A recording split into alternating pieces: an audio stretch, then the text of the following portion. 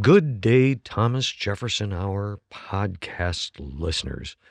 And thank you so much for listening. I always kind of think like when we're doing these shows, Clay, I'm always like, when we talk to Jefferson, I always kind of like, okay, well, I need to be the listener's advocate. I need to be the one who anticipates what our listeners want to hear from Jefferson, what questions to ask. And it was great this week because I didn't have to, because we had a listener on who talked to Jefferson, and I really like this format. I think we should do it again. Well, we will. And this is, of course, let me introduce my friend Laura Gordon of Seattle, Washington. An old dear friend of mine has been on a number of trips.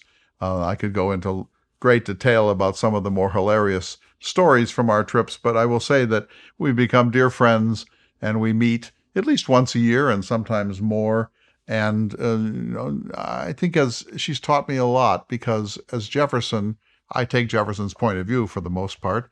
And so I'm very critical of Alexander Hamilton, and I'm a little edgy about George Washington, and I'm critical of Patrick Henry, and I'm certainly dismissive as Jefferson of Aaron Burr. But Laura said, well, wait a minute. If you're the one who mentioned Nancy Eisenberg's book, if you read it, he comes off pretty well. And so I said, well, why don't you come on the Jefferson Hour and confront Mr. Jefferson for his prejudices. And so this takes some time. We need to get it on the schedule and travels and the pandemic and so on. But Laura, you prepared beautifully, and you asked great questions. And I think you're right. I mean, that any serious look at Burr redeems him to a very considerable extent against the charge not only by the Jeffersonians that he tried to steal the election of 1800 and that he committed treason in the West, but against the Hamiltonians who believed he murdered our guy. That's not the way this story turns out if you read even a mildly sympathetic biography of Burr, is it? You're correct. And thank you for having me on. And it was a great deal of fun. I think Burr may have been redeemed a little bit. Well, the Burrites everywhere will feel happier in their treasonous activities. It's always a great pleasure. Do you think, we don't know what he was up to, Laura, so and nobody knows, so I'm asking you an impossible question, but to the best of your understanding, what was his goal? Did he have one in Mexico or the West, or was he just looking for something? That's a good question. I think he was in chronic debt, and he was obviously killed Hamilton. His life in politics was over. So he was, I think, as you said, looking for something. And he was quite well liked in the West being, west of the Appalachians. So he thought he would make a go of it. I think you're right. Well, he had a lot of political desire. We know that. I agree. This was a pretty good opportunity. If he could have pulled it off, it would have set him up. He would have been a national hero. There were three areas that you said you wanted to touch on. The first was the duel, and then the second was the election of 1800, and the third was this sort of adventuring in the American Southwest. Do you feel like you got to touch on all of those with Jefferson? I do. We ran short a little bit when we got to the Treason Trial.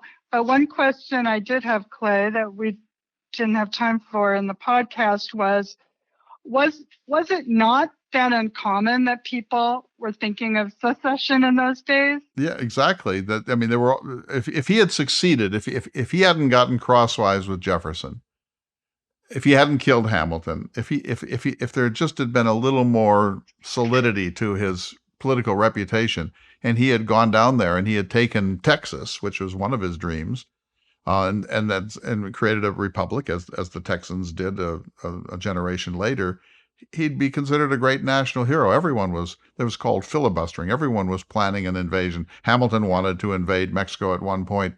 Everyone understood that Spain was a declining empire, that this land was ripe for the taking, that America had this huge land lust, that people who did this sort of thing, like Andrew Jackson, were considered national heroes. And so, Burr was part of a tradition of land speculation, land lust, and conquest. After all, just a generation later, we took New Mexico from the Mexicans and created California and Arizona and so on.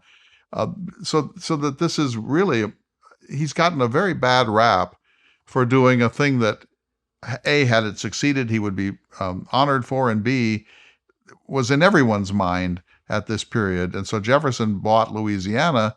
When Jefferson bought Louisiana in 1803, Hamilton came to him and said, "Why didn't you just invade it? Why spend money?" And so I think you're absolutely right that's something that has been clouded. I guess, David, the point that I think Laura has been making throughout is that history has been unkind to Burr because the victors created a propaganda campaign against Burr that continues to this day. So now, Laura, so you live in Seattle and you're married. You recently married to Phil. How's Seattle feeling right now? We're recording this in the first week of September 2020. As you know, Seattle has been the site of a lot of protests, and you could even say some riots, and they've been ongoing. Our mayor and city council and police chief clashed quite a bit, and the police chief recently stepped down because of that. I think both sides have kind of realized they've been overreaching, and they need to come into the middle and figure out a solution. Here's my view of it. If our heroes were alive, Hamilton would be sending federal police in to crush the rebellion. He would try to lead the crushing forces himself. Jefferson would be at Monticello saying he likes a little rebellion now and then, including on the streets. But Burr would be right there. He'd be getting a ticket for Seattle, and he would land and he would say, "Here I am. I don't know which side I'm on, but let's do something interesting, folks." And by the way, are there any rich widows in town that I could court and perhaps marry? This was a great conversation, Laura. Thanks again so much for participating. And I do think it would be really fun to have some more listeners come on and talk to President Jefferson. And in spite of the fact that Laura is a great friend of Clay, I don't think you'd have to be a great friend of Clay. No, I mean, the friendship survived this encounter on both sides. But Laura, I do thank you deeply and sincerely, but I want to repeat for everyone, 3 books: David O. Stewart's American Emperor, Aaron Burr's Challenge to Jefferson's America, the book that you found most interesting, Fallen Founder, The Life of Aaron Burr by Nancy Eisenberg, and then Darren Staloff's Hamilton, Adams, and Jefferson. So we'll put those books on the site.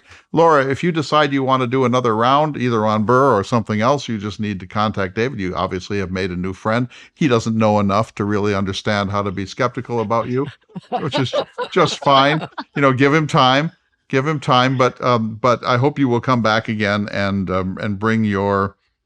I loved the way you approached this, and I really deeply appreciate it. Me too, Laura. And Clay, this leaves you a perfect opportunity to say now it's time to go to the show. Yeah, and I have to, Laura, forgive me, I have to say just a couple of things or my handlers will kill me. We're opening up a second section of the Oppenheimer retreat at Locksaw Lodge in January. Go to the website to see about that.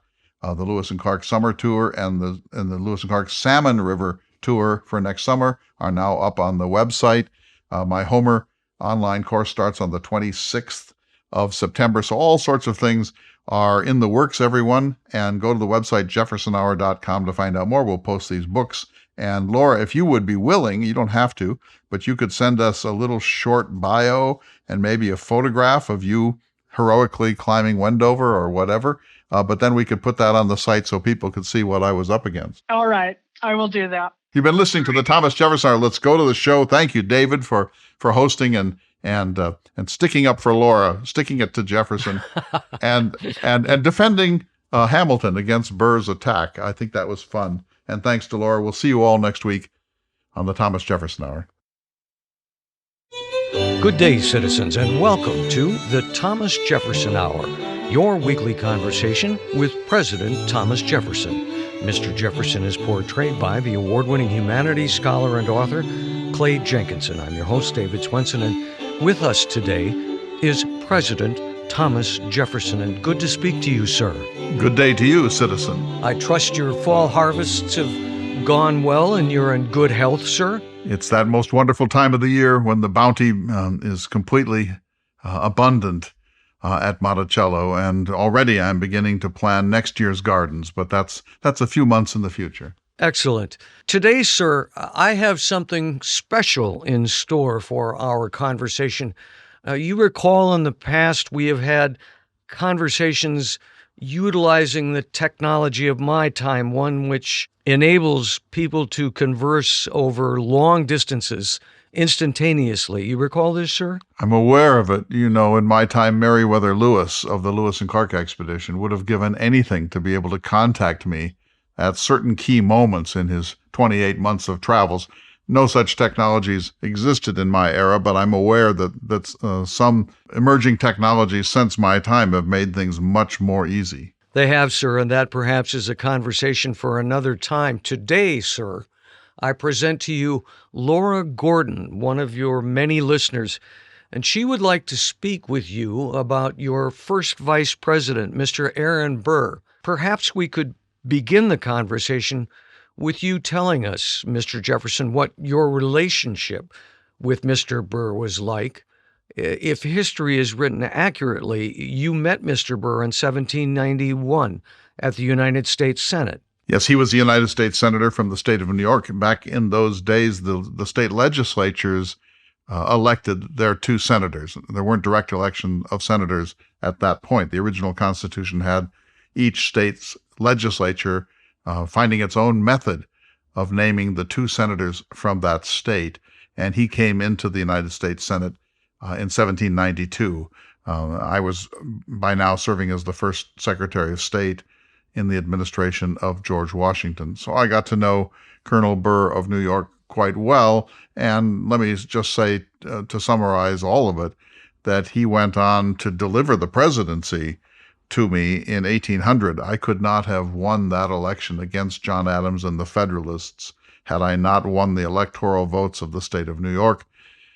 It was Colonel Burr who did the groundwork to marshal the forces of New York City particularly, but all of New York, that brought me those electoral votes, and that's what made me the third president of the United States. I wound up defeating John Adams by an electoral vote of 73 to 68, and New York was pivotal. You met him in 1791, and then 10 years later, it's reported that you wrote that, quote, "There never had been an intimacy and but little association between the two of you." An interesting comment to make about a man who would become your first vice president.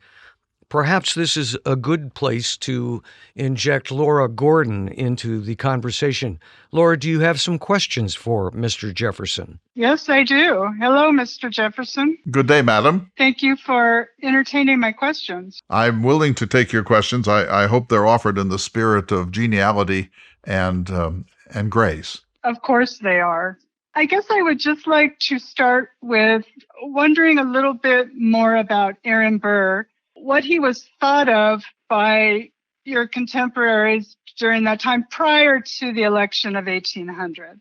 Well, everyone understood that he had tremendous gifts. He had served admirably during the Revolutionary War.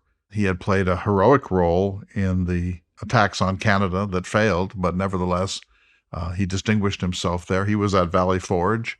He was an extraordinary man, also a man of great mental capacity. A brilliant political strategist, a man of letters, widely read, extraordinary in the reach and the width of his mental preparation. So we all understood that there was something special about Aaron Burr. He came from a distinguished lineage, had connections to the College of New Jersey, which you call Princeton, and also was an heir of Jonathan Edwards, the greatest of the 17th century theologians and preachers in New England. So this was a truly remarkable man. Here's the problem. No one could quite know where his loyalties lay. He appeared to all of us to be a sort of free-floating political opportunist, that he didn't have a settled political system that we were aware of, and he appeared to many of us to be so ambitious that he was effectively available to the highest bidder. Now, that may be unfair, and my judgment of him was certainly clouded after the crisis of 1800 and 1801, when he and I tied technically in the Electoral College at 73 votes for the presidency. But many people, including people who admired him, wondered where his true allegiance lay. Wasn't he also, or was he not, also a feminist? Meaning that he wanted to grant women a broader role in society, a bit ahead of his time, you might say. I'd say a very great number of decades, maybe even centuries ahead of his time. Yes, he was a champion of women's rights. He even suggested the possibility of female suffrage.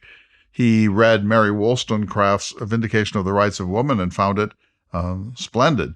And in his spirited correspondence with his daughter Theodosia, who was maybe the greatest love of his life, he frequently encouraged her to read Wollstonecraft, and she did. And she said that even Wollstonecraft's mistakes, even the parts of the Vindication that she didn't admire, were better written, better argued than most of the more chauvinistic tracts that she had read in the course of his life. So I would say that of all the founding fathers, if you call Burr a founder, he was the one that would be most truly called a feminist, along with Abigail Adams, the spirited wife of John Adams. And he was also quite an able lawyer, was he not? He was a brilliant lawyer. You know, he and Hamilton were the two greatest lawyers in New York. Hamilton, of course, was a genius. Everybody understands that. The colossus of the monarchical party, of the anti-Republican party. Hamilton was given to great sort of Ciceronian oration, in which he built up long paragraphs of passionate argumentation. Burr was much more incisive. He never wasted a single word. He worked from an outline, and he offered no rhetoric unless he couldn't avoid it, and just got to the point as directly and incisively as he could. So here were the two greatest lawyers of New York, at least, or possibly the two greatest lawyers of the country, who had fundamentally different approaches, and yet they both distinguished themselves at the bar. And I will say, even though we all know that Burr eventually cut down Colonel Hamilton in that famous duel of 1804, they were colleagues at times. They knew each other well. They got along as gentlemen. They did each other favors. They socialized to a certain degree together. They helped each other out in their legal practices to a certain degree. They were not sworn enemies. They behaved like 18th century gentlemen until the election of 1804, not the national election, but the election in New York. And that year, Burr ran for the governorship of New York. And by then, for some reason, he and Hamilton were at odds, fundamental odds, and Hamilton did everything in his power to make sure that Burr was not elected to the governorship of New York, and Burr, in fact, lost that election by a very large number of votes. And that probably is the secondary cause of the duel. The primary cause was a series of remarks that Hamilton is said to have made, but the secondary cause was the way in which Hamilton had worked hard to prevent Burr from winning the governorship in the 1804 gubernatorial election in New York State. We need to take a break at this point, but I must ask you, Mr. Jefferson, did you look down upon Mr. Burr for doing what you called retail politics? It was considered sort of ungentlemanly conduct at that time, was it not? Yes, Philip Schuyler was Hamilton's father-in-law. He was a very important figure in New York and New York politics. And when the state legislature named Burr to be the senator and did not vote for Schuyler, that, of course, was taken very personally by Hamilton. He, let me say this very politely about Hamilton. He came from obscurity in the Caribbean. He had a doubtful lineage. He was not one of the gentry. He distinguished himself in the United States by the sheer force of his intellect and his drive, his ambition. He became one of the most important figures in American life. But to regularize his social life, he married into New York aristocracy. He married into the Schuyler family.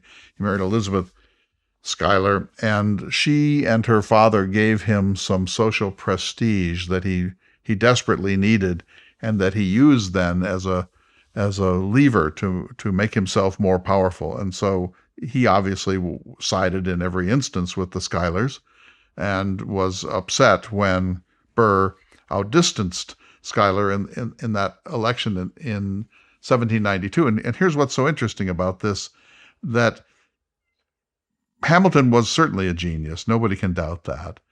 But Burr was a greater political strategist. Burr, in fact, may have been the greatest political strategist in America. I'm usually given pretty high marks for that, and so is Mr. Madison. But Burr had a capacity that the rest of us didn't have. He was willing to walk the streets, to work the wards, to do the grubby business of meeting people in their houses. He often had beds set up in his own house where people could come and go during election cycles. And so he was willing to get down into the streets, street by street and avenue by avenue, to work his political magic, whereas someone like Colonel Hamilton would have disdained that sort of what you in your time call retail politics. And so Burr was ahead of his time in that. We looked down on him for this, I should say. We all felt that he was, to use another one of your terms, slumming it somewhat, and that it wasn't really in a gentleman's system of decorum for him to spend so much time with the people of the grubby streets of New York. But he did it, and he did it brilliantly. And so before Hamilton and Schuyler knew what had happened, Burr had been elected to the Senate. Thank you very much, Mr. Jefferson. We do need to take a short break, but we'll return to this conversation with our special guest questioner, Laura Gordon. We'll be back in just a moment. You're listening to the Thomas Jefferson Hour. Welcome back to the Thomas Jefferson Hour. This week we are so pleased to have Laura Gordon with us talking to President Jefferson about Mr. Aaron Burr. When we left the conversation, I was discussing with you, Mr. President, what some considered ungentlemanly conduct of Mr. Burr in the way that he campaigned. Well, in the early national period, so between 1787 and, say, 1830, we were still a gentleman's club. There were no women involved except on the distaff side, advising their husbands or brothers or fathers from within the domestic sphere. So that makes Burr a very extraordinary man for his pioneer work as a feminist. There was also a world in which the great mass of people deferred to the gentry, deferred to people of a higher social standing, and people were very mannered, and the class system existed. We can say we're a nation of equality, but the fact is that there was a very strong class system, and particularly a line between the gentry and everybody else. And so Burr's willingness to go down into the streets and to meet with traders and sailors and coopers and joiners and carpenters and so on makes him very unusual. George Washington could never have done that. He would be polite, of course, and so would I. But Burr had a willingness to leap ahead. It wasn't until the 1830s and beyond when democracy, as you understand it, I was previously using a term from your era, retail politics began to be a part of American life. And so Burr was several decades ahead of his time, and that made some of us raise our eyebrows. But I didn't raise mine very long because, as I have said, I could not have become the president in 1800 without New York, and I could not have won New York without the extraordinary efforts of Aaron Burr. Laura, I know you have some specific questions for President Jefferson. Yes, Mr. President. I am interested in talking to you about the election of 1800. I realize that Mr. Burr was put on the ticket because he could deliver the state of New York. Was he considered an up-and-coming politician then, or he was already an established politician, was he not? Yes, he was a brilliant lawyer. He had been involved in a company to bring an adequate and reliable water supply to New York. He had invested in several pioneer banks. He speculated in Western lands, as did most of the founding fathers, although I never did myself. He was a man who was considered a formidable figure. And in New York, there really were two formidable figures at the very top, Hamilton and Burr, and they sometimes got along and sometimes did not. And I think in the long run, the state of New York, however large, proved to be too small for two such mighty men of ambition. But at any rate, he was up and coming. And let me say, if Burr had been less erratic in his personal life, in his financial affairs, and in his political allegiances, if he had been a little steadier, I think certainly he could have become the President of the United States. And in fact, even though I greatly admired my protege, James Madison, and promoted him to succeed me in 1809, there is no reason to believe that I would not have supported Aaron Burr for a presidential term or two at some point in the sequence. But as you know, things went wrong after the election results came in 1800. Yes, that is what I wanted to talk to you about. So this was the famous election where you and Mr. Burr were tied in electoral votes, and it had to go to the House of Representatives to break the tie.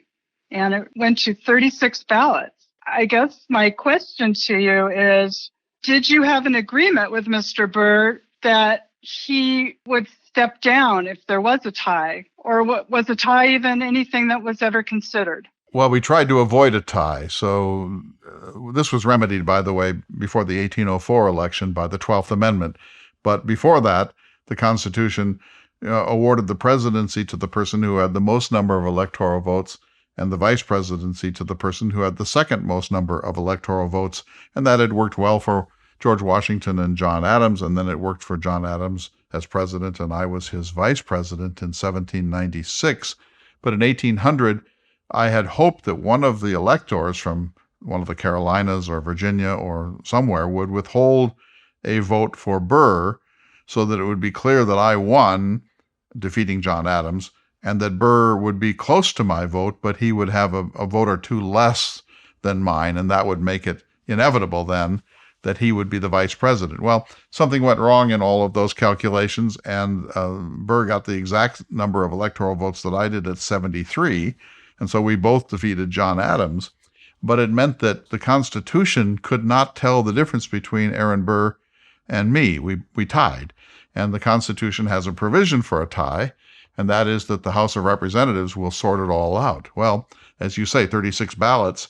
And the Federalists, the outgoing party, the discredited party, the party of Hamilton and John Adams, wanted to prevent me from becoming president because they considered me to be a dangerous man.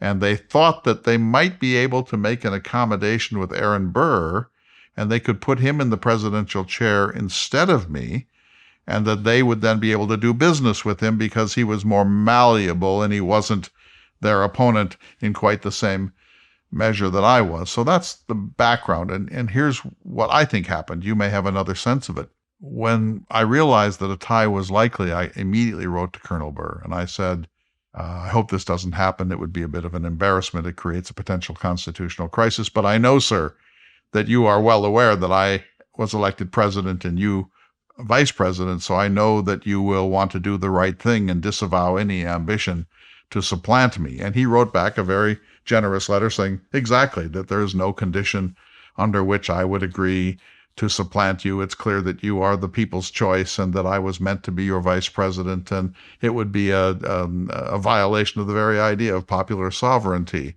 and the will of the people for me to attempt to displace you, no matter what the offers were from the Federalist Party.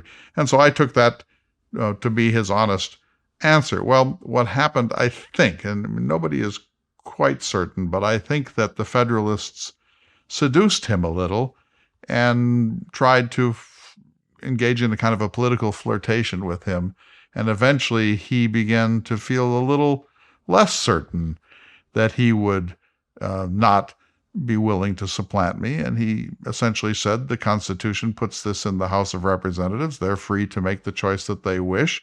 There's no binding legislation that says that they should know who was the presidential candidate and who was the vice presidential candidate. And so I think he began to feel that it wouldn't be the worst thing in the world if he were put into the presidential chair in my place. And that news got back to me. And it really deeply disappointed me because, first of all, I take a man at his word, and he had given me his word. But secondly, it was clear. I mean, it was abundantly clear. It was unambiguously clear that I was to be president and he not. And so for him to have even entertained briefly a flirtation with the discredited Federalists shows that he didn't really understand the principles of our democracy, our republic. And so that upset me so deeply that, as I'm sure you know, I immediately began to distance myself from him once I was successfully in the presidency, and we dropped him summarily from consideration for the vice presidency in the year 1804. So I blamed him and I punished him. This may be a delicate topic, Mr. Jefferson, but I have read that you possibly may have been involved in some behind-the-scenes work with the Federalists to get them to side with you, if you had made them some particular promises. Well, I'll tell you what happened, and you can see if you think that I'm candid enough. Several people approached me during this time, including a man named Bayard of Delaware, and said that the Federalists were willing, reluctantly, to enable me to become the third president if I would make certain agreements. And one of them was not to entirely disband the United States Army and Navy, not as they thought that I might do. Another one was that I would not dismantle Alexander Hamilton's fiscal system, the national debt and the National Bank of the United States and all of the apparatus that he had created to put the nation on a firmer financial basis. And so if I would agree that there would be no wholesale removal of all the Federalist office holders, if I accepted, at least in majority, Hamilton's fiscal system, and if I did not disarm the country, then they would hold their nose in the House of Representatives and go ahead and certify my election. I said to the end of my life that I would never have done that I wasn't going to capitulate, that I wasn't going to negotiate, that the people had spoken, and that this was an insane allegation. But let me say that everybody could be telling the truth here.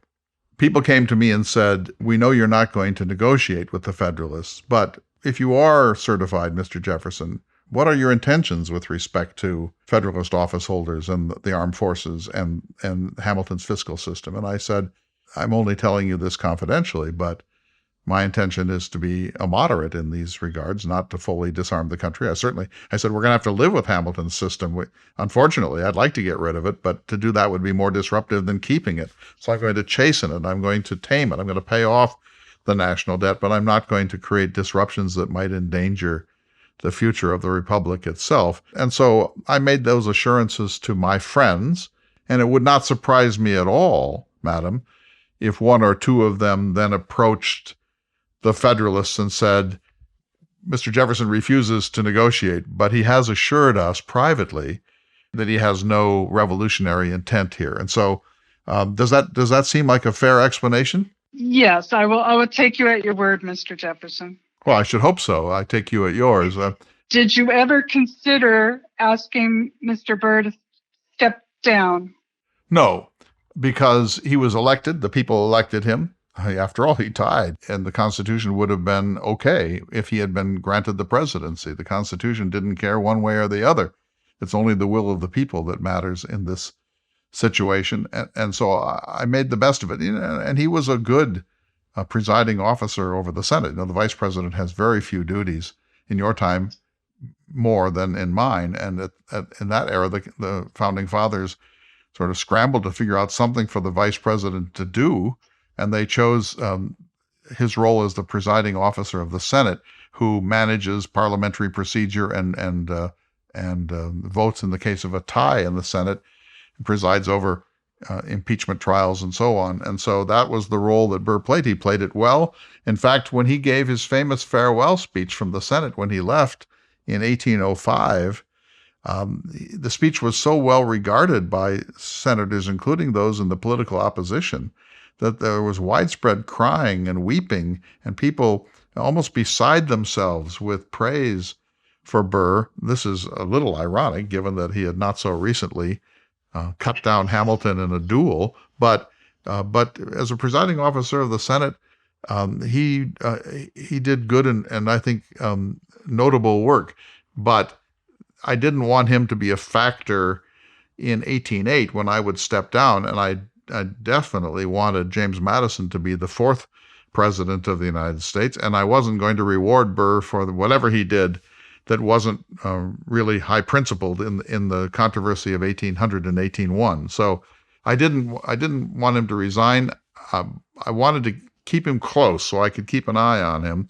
I didn't think that his political career was over, but his career with me and the Virginia Republicans was certainly over.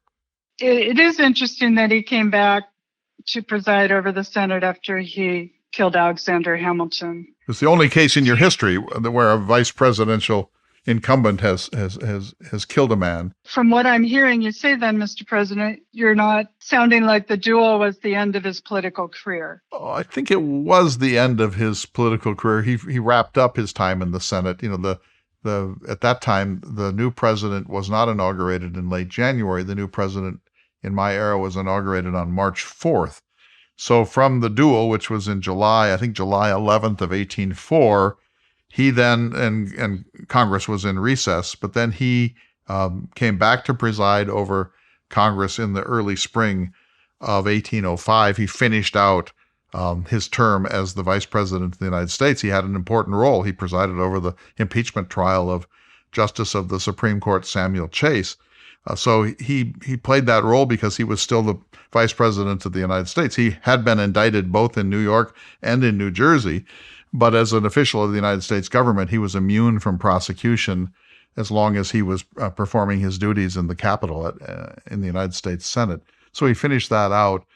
I expected at that point that he was done. I mean, dueling was on the way out as a procedure. There still were duels, and Andrew Jackson would fight some, and there would be duels, particularly in the South and the West, for some time to come. But most of America realized that dueling was a form of barbarism.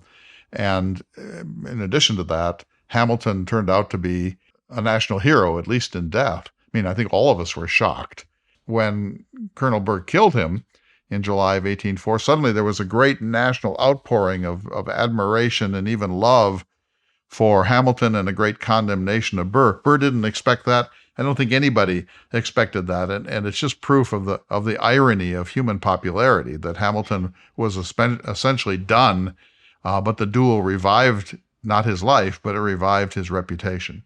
We need to take a short break in just a moment. Laura, I'm going to give you the opportunity for the last word or last question for Mr. Jefferson. I was wondering if Mr. Jefferson could comment on Aaron Burr's Treason Trial, the trial of the century it was called. His guilt was beyond doubt, madam. Nobody can seriously doubt that he was up to no good. Now, just what he was doing in lower Louisiana, in New Orleans, in the Ohio River country, in Tennessee, in Mississippi. I mean, no one to your time knows exactly what he was up to, but we know that he was up to no good. And yet, Mr. Jefferson, you refusing to hand over documents ended up with Justice Marshall saying there was not enough evidence to convict. That had nothing to do with the decision in the case. Marshall and even my own prosecutor, George Hay, wanted certain documents that I had in my possession submitted to the court, and these documents were subpoenaed. I refused to go in person to Richmond. I felt that would be a terrible precedent to make the president wander around the country at the call of a subpoena here or there. I felt that this was an essential separation of powers issue. And as to the documents, I refused to accept the subpoena per se, but I did voluntarily, not by coercion of law, but voluntarily send many of the documents to the court. So in other words, I cut a compromise. I wanted to protect the presidency, and yet I wanted the trial to have the documents that it needed. But I wasn't going to be ordered by another branch of government to do this because it would have destroyed the very doctrine of separation of power. So we worked out a compromise. It was indeed the first significant example of executive privilege.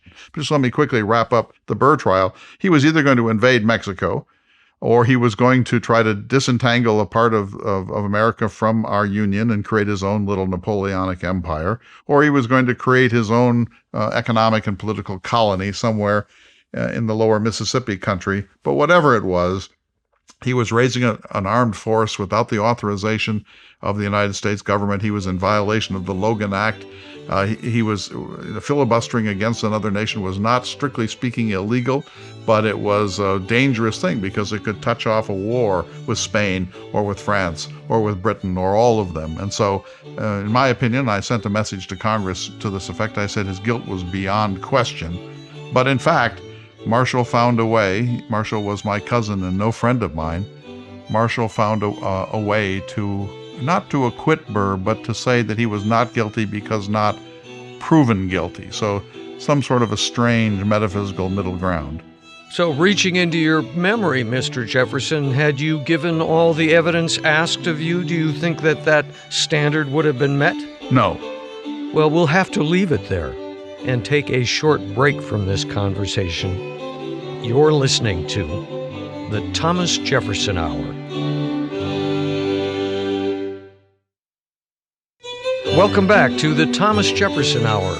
And before we go anywhere with this conversation, I feel like I've slighted our special guest, Laura.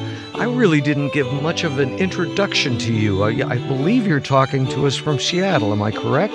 You are correct. And you've known Clay for a long time. So, Clay, perhaps you could add to her introduction. Well, I won't sully the program by telling the whole truth about my relations with Laura, but I can just say this, that I've known Laura for a long time. She came on a Jefferson and Virginia trip many, many years ago. In fact, she met her husband on that journey, which I take great joy in. And I've known her. We're good friends. We have a kind of a teasing relationship. She was frequently critical of my understanding of Jefferson. She thinks that I've been too hard on poor Mr. Burr.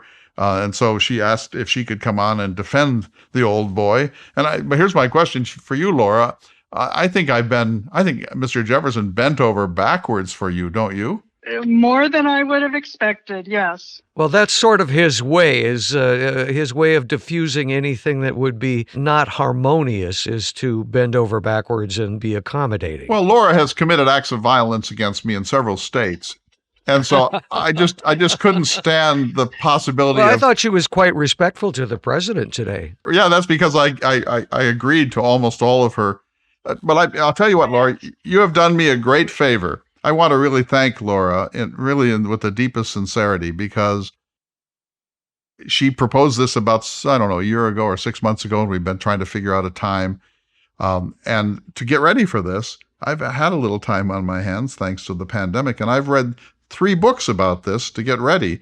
Nancy Eisenberg. You told me you were surprised to find out what an interesting character Burr was and how much depth there was to him, but he did not end up well. He did not, but Nancy Eisenberg's book, Fallen Founder, The Life of Aaron Burr, I highly recommend. That's a recent book.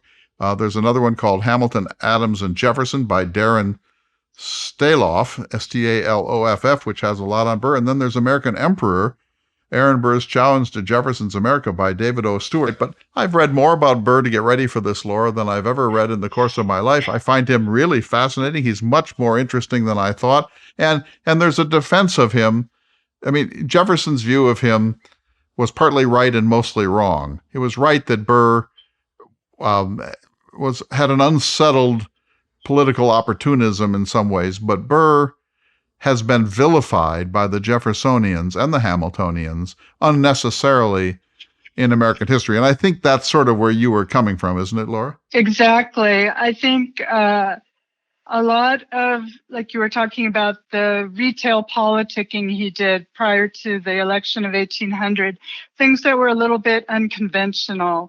People really looked down on him for that. And that was one thing, but a lot of people, just his contemporaries, really just had it out for him, such as Hamilton would spread a lot of rumors about him. And from what I could tell, Burr felt it like his own code of honor that he wasn't going to respond to this. It was too low to get down in the gutter with these people. So he wasn't going to respond. And I think that was probably one of his failings. First of all, Laura, tell us what you read.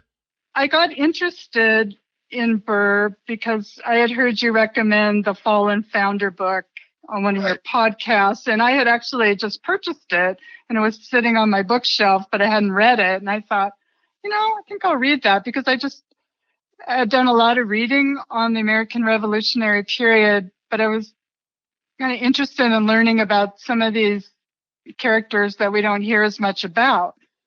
And I read Nancy Eisenberg's book, and she really presented a good picture of him. I thought it was pretty fair. Me too. History hasn't been kind to him, and all these things that his contemporaries faulted him for, they were doing the exact same things, a lot of it. The land speculation, the womanizing, the use of prostitutes, all of that stuff was going on for most of them. And Eisenberg shows that he was by no means unique, but his enemies used that as a club. And he did not stand up to them most of the time because he felt it was too ungentlemanly. What about the duel? I've read now 4 accounts of it in the last 48 hours, and every account says the same thing, that Hamilton could easily have avoided this duel, that he had been saying awful things about Burr in a way that Burr never said awful things about him, and that when Burr wrote the first challenging letter, Hamilton could easily have prevented the duel by being more candid. Instead, he got into a whole semantic and kind of metaphysical discussion about what a despicable act is or a more despicable act. And all of the historians conclude that Hamilton was more at fault in getting the thing beyond a dispute into the dueling grounds in New Jersey than was Burr, that Burr was more right as far as the code duello and the principles of a gentleman than Hamilton was. And so I find that really interesting because, of course, that's fine. But I mean, we're talking about 2 men who have decided that the only way they can solve their differences is to go point guns at each other illegally.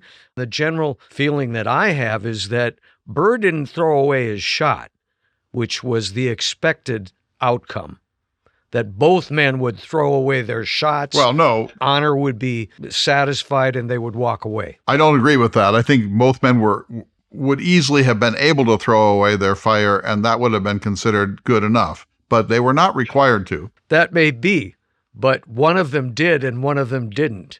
Well, if you agree with Hamilton's seconds and the eyewitnesses, but here's the interesting thing for both of you. Hamilton rockets into a kind of a new fame the minute he's cut down, and people started to go after Burr. And here's one of the greatest ironies that's in Nancy Eisenberg's great book, Fallen Founder: The Life of Aaron Burr. New York, the duel occurred in New Jersey. New York indicted Burr for dueling, even though it wasn't in New York, so they technically had no jurisdiction.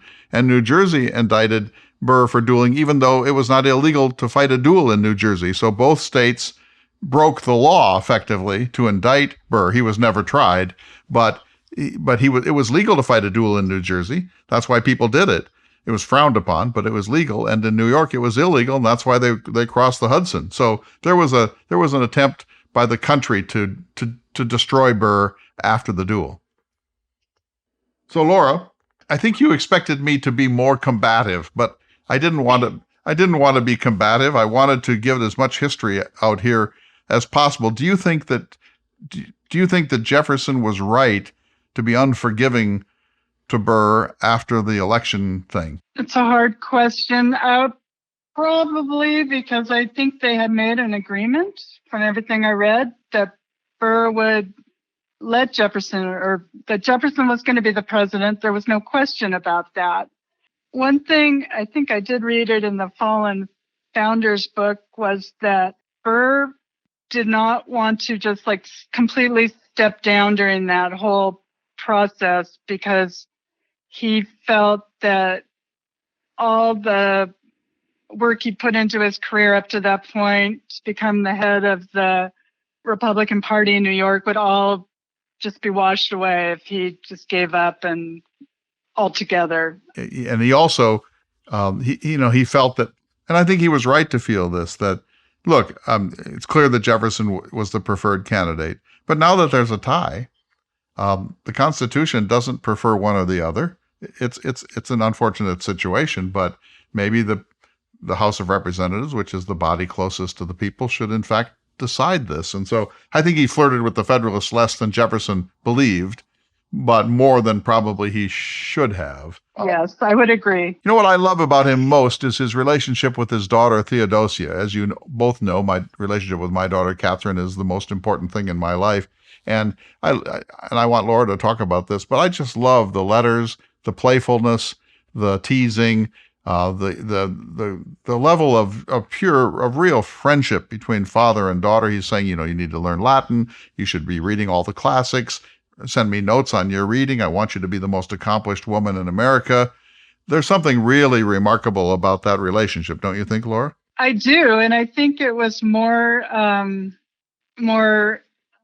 modern, I guess, than Jefferson's relationship with his daughters. I mean, he wanted them well educated, and I don't think he had any more.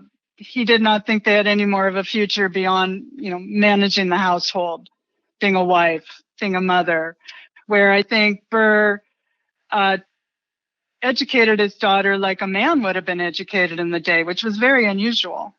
I agree with you. I think you nailed it. I mean, he was much more modern. He was way ahead of his time. I think Jefferson would have been appalled. And he wanted, as you say, he wanted his daughters to be refined, but he didn't want them to be independent and outspoken and to take their place in the world.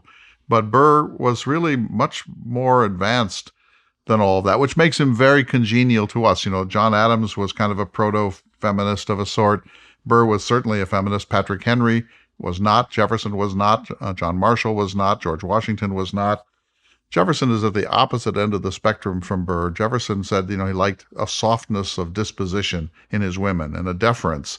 And Burr wouldn't have liked that at all. He wanted he wanted an engagement, a sprightly, an argumentative, a combative almost, a teasing relationship with his daughter Theodosia.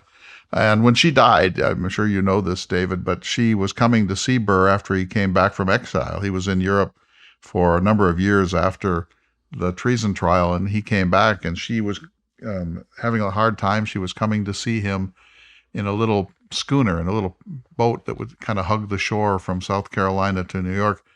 And that boat was lost at sea, and she was never heard from again. And that just completely broke Aaron Burr's heart. Before we run out of time, for listeners who aren't familiar with it, could the two of you kind of give us a summary of what happened with General Wilkinson and this whole idea of treason? What's your reading of it, Laura? I'd like to hear yours. Well, I don't think Jefferson was facing up to the fact of what Burr was doing. He was kind of really ignoring what was going on, where, his cabinet and such was trying to tell him, Burr's out there doing all this stuff. And, well, Burr was planning to invade Mexico, if you believe that side of the story, and separate some of the western states and set himself up as a ruler of this new country. Isn't that about right? Well, I don't know if there was proof of exactly what he was doing. He was up to something for sure, but I think it ranges from maybe trying to take over New Orleans to taking over Mexico to taking over Spanish Florida. I mean, it was all over the board.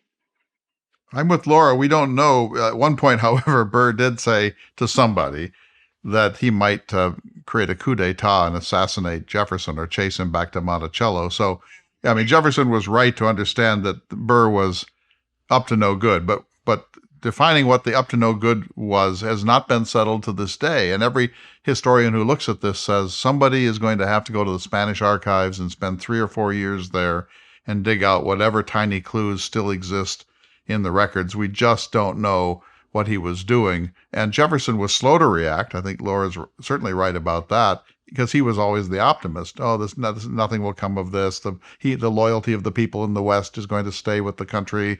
This is a chimerical scheme, and so on. And then when Jefferson finally did wake up to it, he overreacted. So he underreacted for too long, and then when he reacted, he overreacted. And there were grand juries in Kentucky and elsewhere in the West that refused to indict Burr because they said, A, he's not up to no good, and B, if he's going to invade Mexico, I want to be part of it. But we know Jefferson was eventually alarmed enough to warn governors of southwestern territories to watch out for what Burr was up to. And didn't General Wilkinson kind of come to Jefferson and say, he's trying to incite insurrection? Yes, but as Laura will attest, Wilkinson was at least as guilty as Burr. Jefferson finally had to decide who's the lesser of two evils here. Wilkinson was a Spanish spy. He was working with Burr up until the last moment. When he realized that Burr was not going to be able to get away with it, in a sense, he turned state's evidence and went to Jefferson. Jefferson realized that Wilkinson was an unscrupulous scoundrel, but he was the only scoundrel he had in his arsenal. And so, now historians think much worse of General James Wilkinson than they think of Colonel Aaron Burr. That's for certain. And didn't they find evidence in the Spanish archives, like shortly after the Civil War was over, that he was a double agent? Yes, he was Agent 13. And I just read this morning again, David, that Wilkinson approached the Spanish authorities and told them they should cut off and arrest Lewis and Clark, and they tried 4 times. I didn't know that. Yeah, they sent 4 intercept missions to cut off Lewis and Clark. And why did they do that? Because Wilkinson informed them of what Jefferson was doing with Lewis and Clark, and he said they're up to no good. They're going to strip away part of northern Mexico from you. You have to stop them. And so here's the number one military leader of the United States and the military leader of the American West as a secret agent for the Spanish, encouraging them to cut off the Lewis and Clark expedition. And that was Jefferson's loyal guy. Somebody ought to make a movie about all this. There's a lot of intrigue, but we're coming to the close of our conversation this week. I just want to thank Laura so much for joining us this week. And what a great idea this is. We should have listeners in to speak with Mr. Jefferson more often, don't you think? But Laura, who's next on your list? Okay, so you wanted to go after me on Burr. Now what? What's your next crusade? Well, I don't know if I have a crusade. I've read a book on Benjamin Rush, but he was Jefferson's ally. He certainly wasn't after him. I don't know. Can you suggest someone? I hate to do it, because it'll just fuel you. But David, I know we're out of time. Let me just tell this story, David. I'm sure Laura won't mind. I did a series of talks in the Outer Banks a number of years ago, and a number of my friends from these trips came, and Laura had a chance to come, and her reaction to these 4 days of clay performances was, and I quote, "That's a lot of clay." Okay, Laura, I have your number. We'll talk. I love Laura and her husband, Phil. And I mean, it's a glory to have Laura on. You've done splendidly. And I hope you will come back and be an occasional provocateur. Oh, I would love it. Thank you. And thank you, Laura. It was great to meet you, even if it was from a long distance. If you have a question that you'd like to present to President Jefferson, go to jeffersonhour.com. You can find out more about the show. You can send questions directly to Clay or to President Jefferson. And you can also support the show, which we so appreciate. Once again, thanks very much to Laura Gordon for being this week's guest questioner. Thanks to Laura. Hello to Phil. Thanks to all of our friends from the Lewis and Clark tours and the Jefferson and Virginia tours and everything else. You've been listening to the Thomas Jefferson Hour. We'll see you next week for another exciting edition of the Thomas Jefferson Hour. The Thomas Jefferson Hour is brought to you each week by Dakota Sky Education. The program is distributed nationally by Prairie Public. President Thomas Jefferson lived from 1743 to 1826, and this program presents his views. President Jefferson is portrayed by the award-winning humanities scholar and author Clay S. Jenkinson. To obtain a copy of this or any show for a $12 donation, please call 701-575-0727.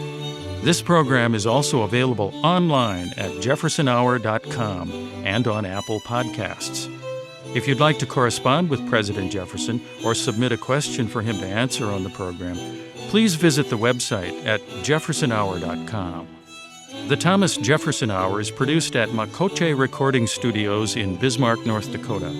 Bach Cello Suite No. 3 in C major by Stephen Swinford.